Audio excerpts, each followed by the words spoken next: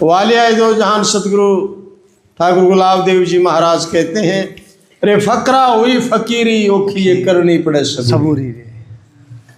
बहुत कठिन है।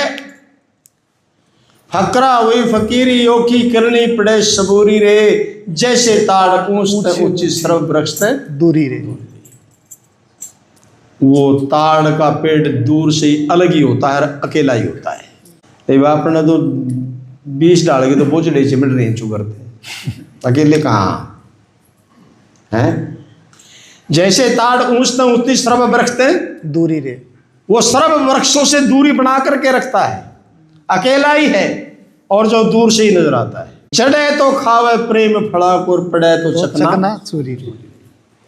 उस ताड़ के पेड़ के ऊपर जो हिम्मत करके चढ़ गया तो प्रेम फल खाता है, और जो गिर गया तो फिर वो अपने नाश को प्राप्त होता है। ठीक इसी प्रकार से उस ताड़ के पेड़ की संज्ञा सदगुरु ने फकीरी से दी कि फकीरी ऐसे है। इसके ऊपर तो पूर्ण हिम्मत करके अगर ले तो गया तो बाजी, तो उस अमर फल को खाता है, अमर फल को प्राप्त करता है। और अगर बीच में गिर पड़ा तो फिर नाश का कारण बन जाता है।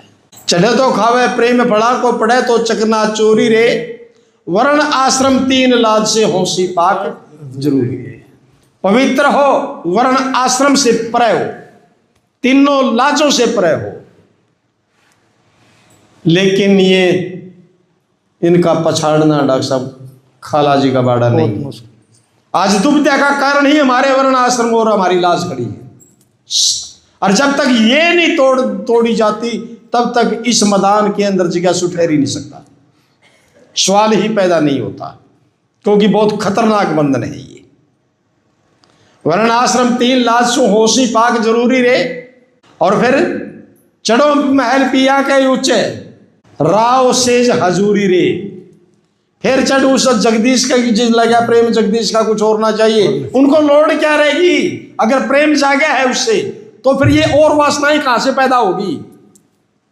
क्यों नहीं छुटकारा हो पा रहा हमारा इन वासनाओं से? नाना प्रकार की आसक्तियां में आंसुरी जो भाव है वो हमें चारों तरफ से घेरे तो खड़े हैं।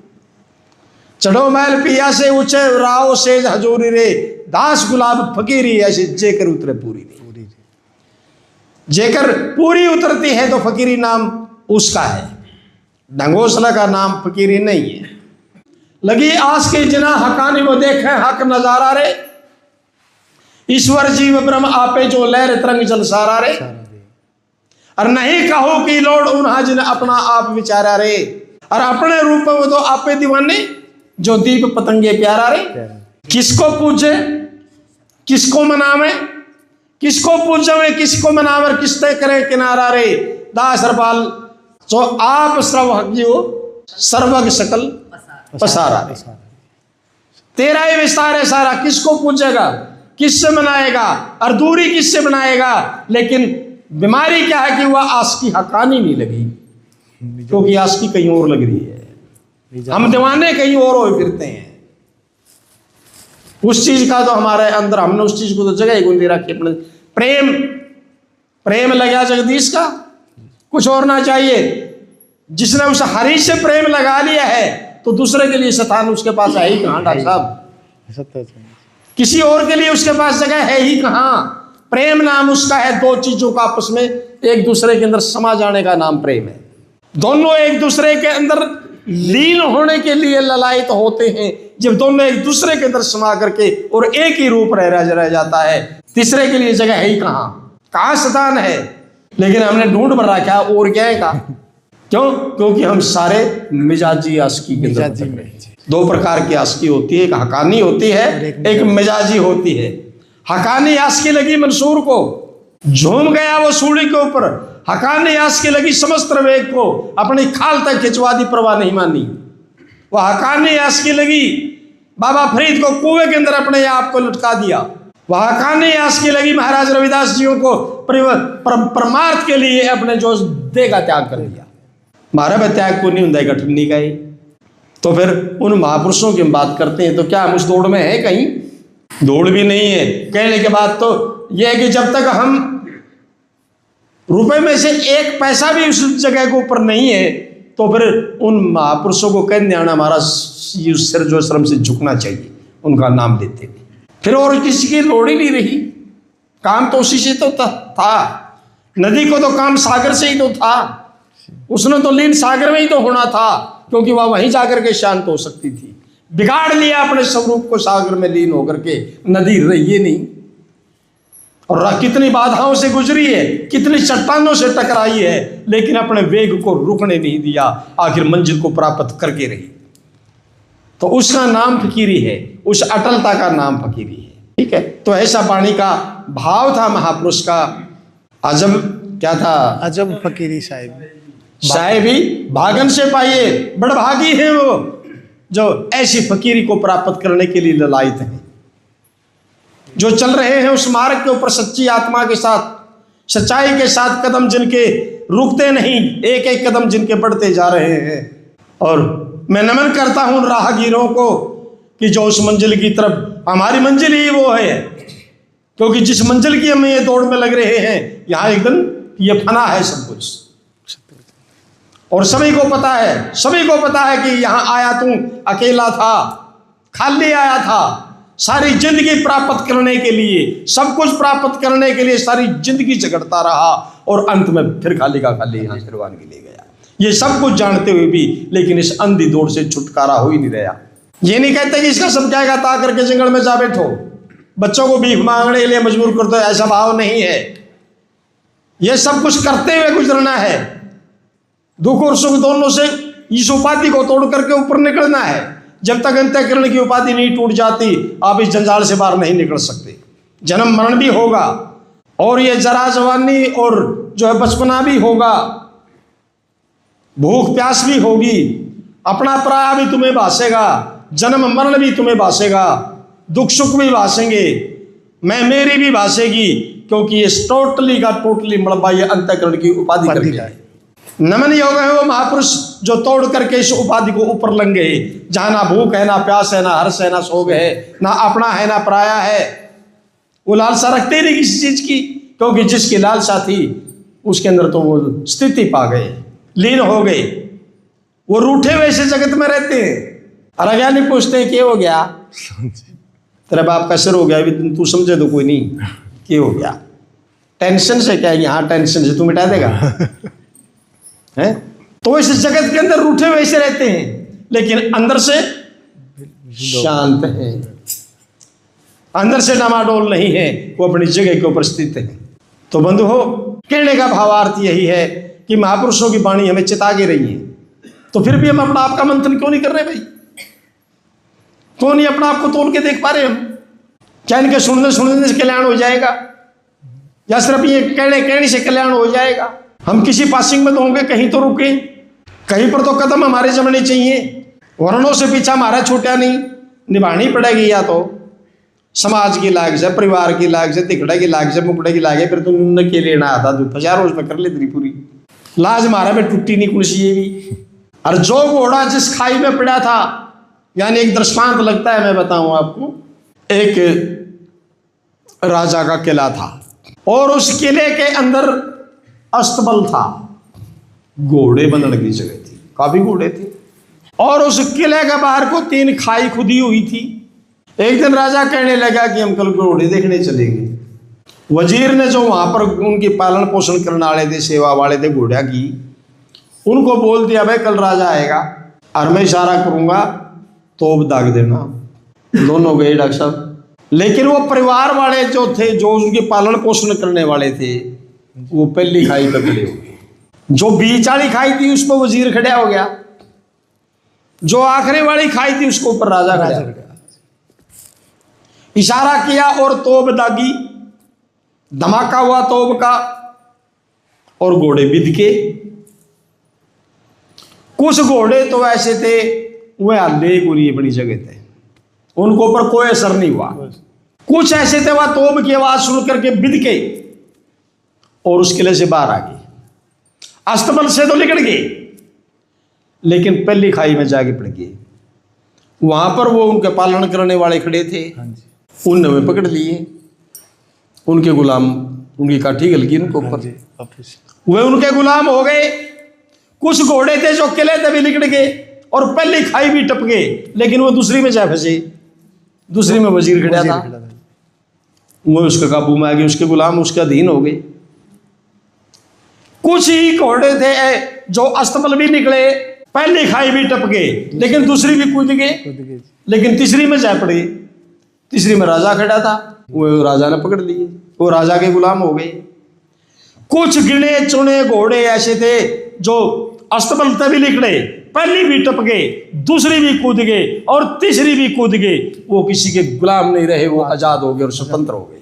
तो सदगुरु की प्यारी साध संगत जी, किला रूपी तो यह संसार है और अस्तबल है हमारा ये जो परिवार, हमारा घर। यू है अस्तबल घोड़े का, और घोड़े हैं जिज्ञासु यानी आपा, और गुमास्ते घोड़े का पालन पोषण करने वाले हैं परिवार वाले। ठीक है, पहली खाई है हमारी कुल की लाज या परिवार वाली, और दूसरी खाई है लोक लाज, और तीसरी खाई है वेद लाज।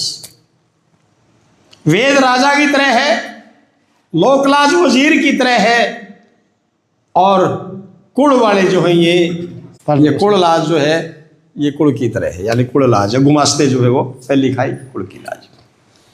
महापुरुष संगत में बैठा करके ज्ञान की तोप दागते हैं, वचनों की तोप दागते हैं, जिज्ञासु रूपी घोड़े फड़कते हैं, यानी वैराग्य उत्पन्न होता है, उनको उमंग उठती है कि मैं इस मंजिल को प्राप्त करूंगा, मैं अपना कल्याण करके रहूंगा, उमंग उठती है अंदर से। और कुछ ऐसे हैं उनने किमें बके जाओ संत का एक वचन नहीं लगता उनके, वे नाटस्त मस होते, वो अपना टाइम बर्बाद करना आते हैं और संतों का भी टाइम बर्बाद करते हैं खाम खा का। ठीक है, जैसे कुछ घोड़े डाले, कोई आवाज सुन के कोई असर नहीं हुआ, कोई फर्क। कुछ ऐसे थे वह सुने संतों के वचन और जो उमंग जागी, महापुरुषों की तलाश में लगे, अपने कल्याण के लिए लगे, लेकिन उनके आगे पहले ही खाई परिवार की लाज की आगे खड़ी हो, कुल लाज में फंस गए आकर के। क्यों? हम ऊंचे कुल के, हमारा ही शानदार भाग पैदा हो गया, यो संता के चरण दबाता फिरता है, घर का काम छोड़े हांडा धक्के खांदा है। भाई हमें बड़ी लाज आती है कि मुंह दिखावांगे, यानी परिवार की दीवारें उस जिज्ञासु के आगे खींच दी जाती हैं और वो उस परिवार वाली लाज में बंद करके परिवार के अधीन होकर के रह जाता है और अपना हीरा सा जीवन बर्बाद कर बैठता है। कुछ ऐसे थे वो लिकड़े पहले खाई तो टप गए, तोड़ गए कुल की लाज को, जैसे भाई मीरा ने तोड़ी, सहजो ने तोड़ी, और भी अनेकों वीरांगनाएं आई जिन्होंने पछाड़ करके रखा लाज को, और उस वक्त के ऊपर तोड़ी जिस टाइम जो है तोड़ना को खाला जी का बाड़ा नहीं था। भाई मीरा का तो यहां तक प्रमाण मिलता है कि जब महाराज रविदास जी के शरीर पूरे हो गए, चित्तौड़ को त्यागना पड़ा उस वीरांगना ने, मेड़ते आकर के वो रही, मेड़ते भी ब्राह्मणों के उसने इस ढोल की पोल को अधेड़ा, वहां पर उसके चाचा के भी खिलाफ ये ब्राह्मण कुल के लोग हो गए, भाई मेरे चाचा के परिवार पर आफत पड़ेगी, मेड़ता भी त्यागना पड़ा उस देवी ने।